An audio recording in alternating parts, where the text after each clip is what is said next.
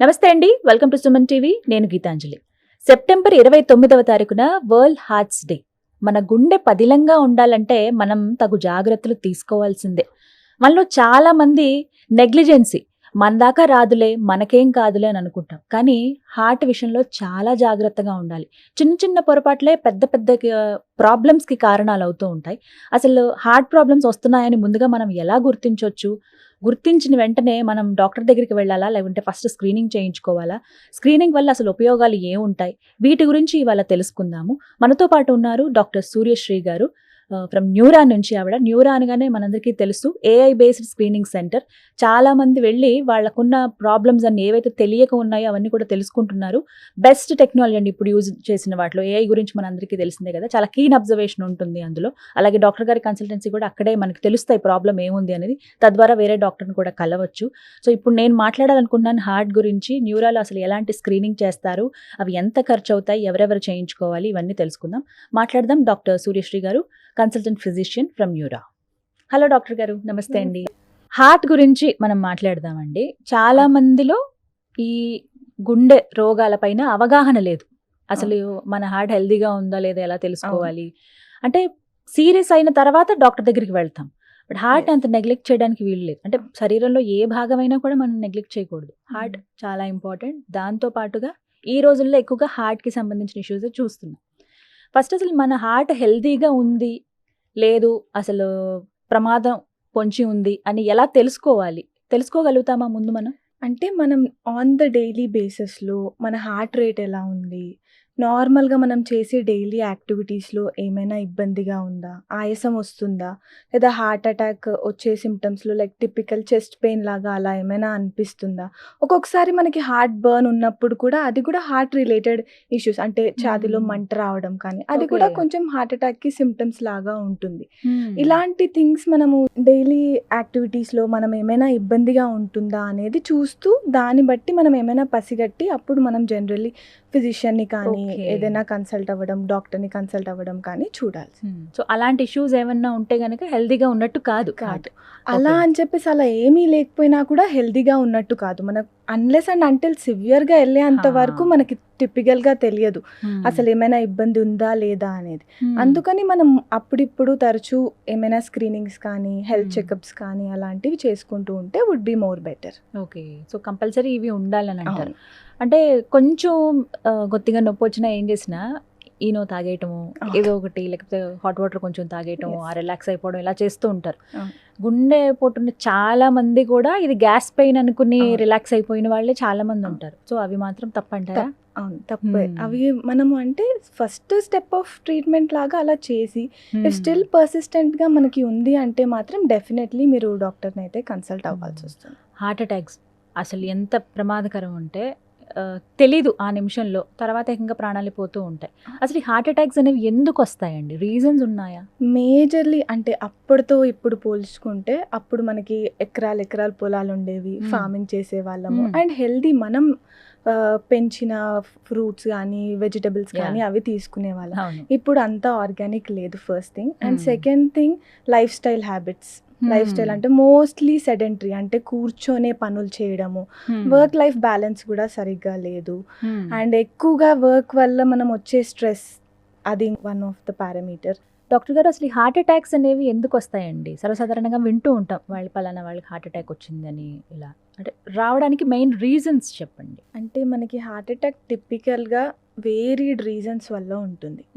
First thing unhealthy diet. మనం మేజర్గా ఇంట్లో అప్పట్లో వండుకొని తినేవాళ్ళం, బయటవి ఎప్పుడో ఒకసారి హార్డ్లీ ఉండేవి. షుగర్స్, స్వీట్స్, ప్రాసెస్డ్ ఫుడ్ అని ప్యాక్డ్ ప్రాసెస్డ్ ఫుడ్ ఈజీగా యాక్సెసిబుల్ ఉన్నాయి కాబట్టి మనం అవి ఈజీగా తీసుకుంటున్నాం. అంటే ఫాస్ట్ ఫుడ్ కానీ, ఇప్పుడు ఇంట్లో ఇద్దరు వైఫ్ అండ్ హస్బెండ్ వర్కింగ్ ఉన్నారు, సో వండుకోవడానికి టైం ఉండట్లేదు. అలాంటప్పుడు ఈ ఫాస్ట్ ఫుడ్ కానీ జంక్ ఫుడ్ కానీ ఈజీగా దాంట్లో ప్లేస్ తీసుకుంటాం. అండ్ సెకండ్ థింగ్ ఎక్సర్సైజ్ అనేది వర్క్ స్ట్రెస్ వల్ల వచ్చింది. అండ్ మనకి వర్క్ స్కెడ్యూల్ సరిగ్గా లేకపోవడం వల్ల ఎక్సర్సైజ్ అనేది second thing. And one more thing stress, either work stress కానీ ఫ్యామిలీ స్ట్రెస్ కానీ ఫైనాన్షియల్ స్ట్రెస్ కానీ అవి ఎక్కువగా ఉన్నాయి. అది కాకుండా స్లీప్ సరిగ్గా ఉండకపోవడం వల్ల. సేమ్ అన్ని వర్క్, హెల్త్ అన్ని రిలేటెడ్‌గా అవుతుంది. స్లీప్ సరిగ్గా. అండ్ వన్ మోర్ థింగ్, ఇది ఈ మధ్య కాలంలో ఎక్కువ ఉంటుంది, స్క్రీన్ టైమ్. ఐదర్ మనం వర్క్ వల్ల వచ్చే స్క్రీన్ టైమ్ కానీ, ఎంటర్టైన్మెంట్ వల్ల వచ్చే స్క్రీన్ టైమ్ కానీ, దీనివల్ల ఏమవుతుందంటే sedentary life style, unhealthy diet, exercise సరిగ్గా లేకపోవడం వల్ల ఎక్కువగా హార్ట్ మీద లోడ్ పడి బీపీ కానీ, కొలెస్ట్రాల్ కానీ, డయాబెటీస్ కానీ, షుగర్ రావడం కానీ ఇవన్నీ వచ్చే ఛాన్స్ ఉంది. ఇవన్నీ వచ్చి ఇవి సైమల్టేనియస్‌గా హార్ట్ ఇష్యూస్ కాజ్ చేస్తుందన్నమాట. మెయిన్‌గా హార్ట్ మీద లోడ్ పడి హార్ట్ అటాక్స్ వల్ల వచ్చే ఛాన్స్ ఉంటుంది. కానీ ఈ మధ్య కాలంలో దగ్గర దగ్గర ఒక 1-2 ఇయర్స్ అండి ఎక్కువగా. ఇంతకుముందు అక్కడక్కడ ఎప్పుడైనా చూసేవాళ్ళం ఎంగేజ్ వాళ్ళలో హార్ట్ అటాక్ రావడం అనేది. ఈ మధ్య అప్పటి వరకు బాగానే ఉంటారు, సరదాగా ఆడతారు, పాడతారు, సడన్గా పడిపోతూ ఉంటారు. తీరా చూస్తే వాళ్ళు చనిపోయారని డిక్లేర్ చేస్తారు. రీసెంట్గా జరిగిన ఇష్యూనే, వినాయక చవితి అప్పుడు నవరాత్రులు ముగిసాయి, లడ్డు పాడారు, మంచి హ్యాపీనెస్, అంతా డాన్స్ చేస్తున్నారు, అంతా బాగుంది. సడన్గా చనిపోయాడు అబ్బాయి. దగ్గర 30 ఇయర్స్ కూడా లేవు. 30 ఇయర్స్. మేజర్లీ ఈ మధ్య యంగ్ పీపుల్లో వచ్చేది ఎందుకు అని అంటే, ఐదర్ చేస్తే ఎక్కువగా ఎక్సర్సైజ్ చేస్తున్నారు, ఎక్సెసివ్ ఎక్సర్సైజ్ బాడీ బిల్డింగ్ అని చేసి స్టెరాయిడ్స్ తీసుకోవడం కానీ, సప్లిమెంట్స్ నార్మల్ డోసేజ్ కంటే ఎక్కువగా తీసుకోవడం వల్ల kidney issues and heart issues కూడా వచ్చే ఛాన్స్ ఉంటుంది. అండ్ ఎప్పుడు సెడెంటరీ అంటే అస్సలు ఎక్సర్సైజ్ లేకుండా సడన్గా ఎగ్జైట్మెంట్తో సడన్గా ఎక్సర్సైజ్ చేసినప్పుడు హార్ట్ మీద లోడ్ పడుతుంది. మనం అట్లీస్ట్ డైలీ కొద్దిగా ఎక్సర్సైజ్ ఫిజికల్గా యాక్టివ్ ఉన్నాము అని అంటే హార్ట్ మీద వెంటనే ఒకటేసారి లోడ్ పడకుండా, హార్ట్ మీద డిజీజెస్ కానీ కాజ్ చేయకుండా, హార్ట్ ఫెయిలియర్ కాజ్ చేయకుండా ఉంటుంది. ఎంత టైం చేయాలండి ఎక్సర్సైజ్కి? ఇంత లిమిటెడ్ టైం అంటూ ఉంటుందా? రోజుకి ఎంతసేపు కేటాయించాలి? అట్లీస్ట్ వీక్లో 150 minutes చేయడం ఇస్ మోర్ ఐడియల్. ఒక 5 వీక్లో 5 days అనుకోని, డేకి 30 to 45 minutes స్లోగా స్టార్ట్ చేస్తే ఇస్ బెటర్. బ్రిస్క్ వాక్తో స్టార్ట్ చేసి ఈవెన్చువల్లీ చిన్న స్ట్రెంగ్త్ ట్రైనింగ్ ఎక్సర్సైజ్ చేస్తే ఏంటంటే మనకి మజిల్ స్ట్రెంగ్త్ అనేది పెరిగి, మజిల్ క్వాలిటీ పెరిగి, దానివల్ల ఓల్డ్ అయ్యేటప్పటికి బోన్ వీక్నెస్ కానీ, ఆస్టియోపీనియా, ఆస్టియోపోరోసిస్ కానీ, ఇవన్నీ బోన్ హెల్త్కి రిలేటెడ్గా ఇష్యూస్ వచ్చేవి తగ్గుతూ ఉంటాయి. మీకు కూడా తెలిసే ఉంటుంది, సాధారణంగా విమెన్ మళ్ళీ సెపరేట్గా ఎక్సర్సైజ్ ఎందుకు, ఇంట్లో పనులు చేస్తున్నాం కదా, ఇవి సరిపోతాయి అనే భావన ఉంటుంది. ఇది కరెక్టా అసలు? అది జనరల్లీ ఏంటంటే మనకి intermittent exercise and continuous exercise అనేది ఉంటుంది. డెడికేటెడ్గా ఎక్సర్సైజ్కి ఒక 30 minutes, మినిమం 30 minutes పెడితే is better for your women health and heart health. రెండింటికి కలిపి పెడితే would be more better.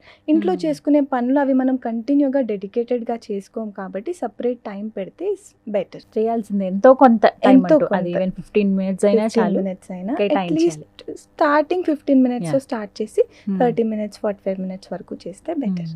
Best way to prevent heart attacks అని అంటే ఏం చెప్తారు మీరు? Best way to prevent heart attacks అంటే ఫస్ట్ డైట్ కరెక్ట్ చేసుకోవాలి, ఎక్సర్సైజ్ చేయాలి, sleep at least 7 to 8 hours, 6 to 8 hours పడుకొని, అండ్ స్ట్రెస్ తగ్గించడానికి కొంచెం యోగా, మెడిటేషన్ అలాంటివి చేస్తూ యాన్యువల్ స్క్రీనింగ్స్ అనేది చేయించుకుంటే వుడ్ బి, అంటే మనం ఏమైనా ఫ్యూచర్లో వచ్చే ఛాన్స్ ఉన్నా కూడా ప్రివెంట్ చేసే ఛాన్స్ ఉంటుంది. అది మనం అనుకున్న prevention is better than cure అనుకున్న దాంట్లో బెటర్, అంటే ఇలా స్క్రీనింగ్ చేసుకుంటే చాలా మంచిగా ఉంటుంది. డాక్టర్ గారు, స్క్రీనింగ్ అన్నారు ఇప్పుడు, అంటే స్క్రీనింగ్ అనేది ఎప్పుడెప్పుడు చేయించుకోవాలి? పలానా టైం అంటూ ఉంటుందా? మనకేమైనా ఇండికేషన్ వస్తుందా ఈ టైంలోనే చేయించుకోండి అలా ఏమైనా ఉంటుందా అసలు? అంటే స్క్రీనింగ్ అనేది మనం మన హెల్త్ ఎలా ఉంది అని చూసుకోవడానికి ప్రోయాక్టివ్ వేలో చూసుకునేది. అంటే ఇప్పుడు నార్మల్గా బయట ఉన్న డయాగ్నోస్టిక్ ఏంటి, మనకి ఏమైనా సిమ్టమ్ వస్తే దాన్ని కన్ఫర్మ్ చేయడానికి కానీ ఫర్దర్ ఎవాల్యుయేషన్ లాగా డయాగ్నోస్టిక్ చేస్తాం. స్క్రీనింగ్ అనేది ఏంటి అంటే ఫ్యూచర్లో మనకి వచ్చే ప్రాబ్లమ్స్ ఏమైనా ఉన్నాయా, లేదా ఇప్పుడు వచ్చే ఛాన్స్ ఉందా, రిస్క్ ఉందా అనేది చూసుకోవడానికి స్క్రీనింగ్ టెస్ట్ మనకు అవసరం పడుతుంది. Screening test generally ideally 45-50 above ఉన్న వాళ్ళు యాన్యువల్లీ చేయించుకుంటే మోర్ బెటర్. బట్ ఇప్పుడున్న lifestyle and exercise, diet ప్రకారంగా ఎవ్రీ ఇయర్ యాన్యువల్గా అబవ్ 30 చేయించుకుంటే would be more better. But నాకు తెలిసిన ఒక పర్సన్ అండి, దగ్గర 50 to 60 years మధ్యలో ఉంటాయి ఆయనకి, చాలా హెల్తీగా ఉండేవాడు, మంచి ఎక్సర్సైజ్, ఫిట్ బాడీ, ఎంగేజ్లో ఉన్నప్పుడు బాగా ఎక్సర్సైజ్ చేశారు, స్పోర్ట్స్ అవి అంటే ఓవర్గా కూడా కాదు, మంచి ప్రోటీన్ ఫుడ్ తీసుకునేవాళ్ళు, ఎలాంటి సప్లిమెంట్స్ ఏవి లేకుండా అంతా బాగానే ఉన్న మనిషి సడన్గా కుప్పకూలిపోయి తనకు చూస్తే హార్ట్ అటాక్. అంటే ఈ రీజన్స్ కూడా అంటే స్క్రీనింగ్ చేసుంటే తెలిసేవి. స్క్రీనింగ్ చేసుంటే మనకి ఎలా తెలుస్తాయి అని అంటే మీ హార్ట్ హెల్త్ కానీ, ఎలా ఉంది ఈసీజీలో కానీ హార్ట్కి రిలేటెడ్ టెస్ట్వి చేస్తూ ఉంటుంటే అసలు హార్ట్ ఏమైనా ఫెయిలియర్లో ఉందా లేదా స్టార్టింగ్ స్టేజ్లో ఉందా అనేది తెలుస్తూ ఉంటుంది. స్క్రీనింగ్ అందుకనే ఇంపార్టెంట్. స్క్రీనింగ్ చేస్తే ఇఫ్ ఎట్ ఆల్ ఏమైనా చిన్న చిన్న బ్లాక్స్ కానీ ఏమైనా మయోపతీస్ అంటారు లేదా హైపర్ట్రోఫీస్ అలా ఉంటే దానికి రిలేటెడ్ మెడికేషన్తో సరిపోయేది స్టెంట్స్ వరకు వెళ్ళకుండా అండ్ అలా కొలాప్స్ అయ్యే ఛాన్స్ తక్కువగా ఉంటుంది స్క్రీనింగ్ చేసి. కామన్గా ఉండే భావన ఏంటంటే ఏదో డిసీజ్ వస్తే అప్పుడు వెళ్దాం డాక్టర్ దగ్గరికి, అప్పుడు డాక్టర్ చెప్తే ఈ టెస్టులు చేయించండి అంటే అప్పుడు చేయించుకుందాం. ఇది కామన్గా మా అందరికి ఉండే ఆలోచన. కానీ అసలు స్క్రీనింగ్ అనేది ఏమన్నా హెల్త్ ఇష్యూ ఉన్నప్పుడు అప్పుడు మాత్రమే చేయించాలా, అనుమానం వచ్చినప్పుడు మాత్రమే చేయించాలా, నార్మల్గా కూడా చేయించాలా? స్క్రీనింగ్ అనేది నార్మల్గా మనం ఏమైనా అనుమానం రాకపోయినా కూడా మన హెల్త్ ఎలా ఉంది అని మనం చూసుకునేటప్పుడు ఇలా చూసుకోవాలి, మన హెల్త్ బెటర్గా ఉందా లేదా ఏమైనా కాజ్ అయ్యే ఛాన్స్ ఉందా అన్న ప్రోయాక్టివ్ స్టేజ్లో ఉన్నప్పుడు చేయించుకుంటే మోర్ బెటర్. అలా ఉన్నప్పుడే మీరు ఫర్దర్గా ఏమైనా ఇబ్బందులు వస్తే దాన్ని ప్రివెంట్ చేయడానికి యూ కెన్ హెల్ప్ ఇట్ అన్నమాట. పర్టికులర్గా ఏజ్ గ్రూప్ చెప్తారా? ఎనీ ఏజ్ గ్రూప్లో చేయించవచ్చు స్క్రీనింగ్ అనేది. ఎక్స్పెక్ట్ చేయని వాళ్ళకి కూడా హార్ట్ అటాక్స్ వస్తున్నాయి. ఎనీ ఏజ్ గ్రూప్లో చేయించవచ్చు. ఫ్రీక్వెన్సీ అనేది it depends on your age. Doctor గారు, ఇప్పుడు మీరు స్క్రీనింగ్ అన్నారు, అసలు స్క్రీనింగ్ అంటే ఏంటి, ఎలా చేయించుకోవాలి? హార్ట్కి సంబంధించి అంటూ సెపరేట్గా ఏమన్నా ఉంటుందా? ఉంటాయి. స్క్రీనింగ్ అంటే మనకి ఇప్పుడు న్యూరాలో ఉంది, ఏఐ బేస్డ్ స్క్రీనింగ్ ఉంటుంది. Very ultra low dose screening చేస్తాము. అల్ట్రా లో డోస్ ఎందుకు అని అంటే అల్ట్రా లో డోస్ ఉన్నప్పుడు మనకి ఇమేజెస్ క్లియర్గా రావు. ఇమేజెస్ క్లియర్గా రావడానికి ఏఐ అనేది ఒక టూల్ యూజ్ చేసి ఇమేజెస్ క్లియర్గా వస్తే అప్పుడు మనం క్లియర్గా ఎక్కడ ఏమైనా అబ్నార్మాలిటీ ఉందా అనేది డిటెక్ట్ చేస్తాము. స్క్రీనింగ్ ఎందుకు యూజ్ చేస్తాము అనేది మనకి యాన్యువల్గా చేస్తూ ఉండి ఏమైనా అబ్నార్మాలిటీస్ ఉన్నాయా అనేది డిటెక్ట్ చేయడానికి, ఫర్దర్గా ప్రివెంట్ చేయడానికి అనేది స్క్రీనింగ్ మనకి అక్కడ ప్లేస్లో. కానీ ఇవి ఎంత సేఫ్ అనేది కూడా ఒక పాయింట్. ఎందుకంటే సిటీ స్కాన్ లాంటివి కావచ్చు, ఇవైనా ఎక్కువ సార్లు చేయించొద్దు అని అంటారు. అది ఒకసారైనా కూడా అసలు చాలా ఆచితూచి చెప్తారు డాక్టర్సే. మరి ఇవి ఎంత సేఫ్ అండి? మనం సేఫ్ అందుకని అల్ట్రా లో డోస్. నార్మల్గా బయట సిటీస్లో ఉన్నవి చాలా హై డోస్ ఉంటుంది. అది మనం ఒక life స్పాన్లో thrice are 3 to 4 times చేస్తూ ఉంటాము అంతే. అన్లెస్ అండ్ అంటిల్ రికమెండెడ్ లేదంటే చేయకుండా ఉంటే బెటర్. బికాస్ ఆ రేడియేషన్ మన బాడీలో నుంచి వెళ్ళడానికి it will take some time. అందుకని ఇక్కడ ultra low dose city use చేస్తున్నాము. ఓకే, అసలు ఎలా చేస్తారు స్క్రీనింగ్ అనేది పర్టికులర్, అంటే ఈ మెషిన్స్ ద్వారా ఎలా అనేది ఎక్స్ప్లెయిన్ చేయండి. ఎలా చేస్తాము అంటే ఫస్ట్ సిటీ జరుగుతుంది. అది కాకుండా రొటీన్గా మీరు న్యూరాలో వస్తే ఫిజికల్ పర్సనల్ అసిస్టెన్స్ ఉంటుంది. అసిస్టెంట్స్తో పాటు ఫస్ట్ మీ జనరల్ వైటల్స్ చెక్ చేస్తాము. బ్లడ్ పారామీటర్స్తో స్టార్ట్ చేస్తాం. బ్లడ్ టెస్ట్ చేసి దాని తర్వాత సిటీ స్కాన్కి వెళ్తారు. సిటీ డెక్సా చేస్తాము. డెక్సాలో ఏంటి అని అంటే మనకి బాడీ కంపోజిషన్ కానీ విజరల్ ఫ్యాట్స్ కానీ ఎలా ఉన్నాయి, బోన్ డెన్సిటీ ఎలా ఉంది అని తెలుస్తుంది. సిటీలో ఏంటంటే మనకి ఏమైనా మేజర్లీ హార్ట్ కాల్షియం స్కోరింగ్లో కానీ లేదా ఏమైనా అబ్డామినల్ ఆర్గన్ డిజీజెస్ ఉన్నా కూడా, మనకి ఫ్యాటీ లివర్ కానీ కిడ్నీ డిజీజెస్ ఉన్నా కూడా, క్యాన్సర్స్ ఉన్నా కూడా అవి డిటెక్ట్ అవుతాయి, అబ్డామినల్ క్యాన్సర్. దాని తర్వాత ఫీమేల్స్లో majorly mammogram and colposcopy, cervical cancer and breast cancers ఇప్పుడు ఎక్కువగా వస్తున్నాయి కాబట్టి అది. మేల్స్లో ప్రోస్టేట్ స్పెసిఫిక్ యాంటీజెన్ అనే బ్లడ్ టెస్ట్ కూడా యాడ్ చేస్తాము. ఇది జనరల్లీ న్యూరాలో వచ్చే స్క్రీనింగ్ టెస్ట్లో ప్యాకేజెస్లో వస్తుంది.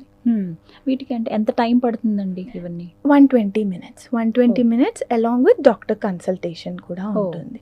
సో మీరు వచ్చినప్పటి నుంచి ఈ screening procedure with doctor consultation మొత్తం విత్ ఇన్ 120 minutesలో అయిపోతుంది. 2 hours అవుతుంది.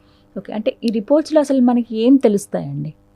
ఫస్ట్ మెటబాలిక్ డిజీజెస్ ఉంటాయి, షుగర్, బీపీ కానీ, డయాబెటీస్, బీపీ కానీ. హార్ట్ డిజీజెస్లో కాల్షియం స్కోర్ అనేది మనకి క్లియర్గా తెలుస్తుంది. ఈ కాల్షియం స్కోర్ ఎప్పుడు అంటే మనకి బాడీలో ఏమైనా కొలెస్ట్రాల్ ఎక్కువ ఉన్నా కానీ, విజరల్ ఫ్యాట్ మేజర్లీ ఇప్పుడు చాలా మందిలో ఒబేసిటీ వల్ల వచ్చే విజరల్ ఫ్యాట్ అంటే హార్మ్ఫుల్ ఫ్యాట్, అది ఎక్కువగా ఉండడం వల్ల ఈ కొలెస్ట్రాల్ వెళ్ళి మన వెజల్స్లో డిపాజిట్ అవుతుంది. ఆ డిపాజిట్ అయిన కొలెస్ట్రాల్ కాల్షియంని అట్రాక్ట్ చేసి క్యాల్సిఫై అవుతుంది అనమాట. ఆ కాల్షియం బ్లాక్స్ మనకు కనిపిస్తాయి. ఆ కాల్షియం బ్లాక్స్ ఉంటే జనరల్లీ మనం ఎప్పుడు స్టెంటింగ్కి ప్రిఫర్ చేస్తాము అంటే 70% కంటే ఎక్కువ బ్లడ్ వెజల్ బ్లాక్ అయితే స్టెంటింగ్ చేస్తారు.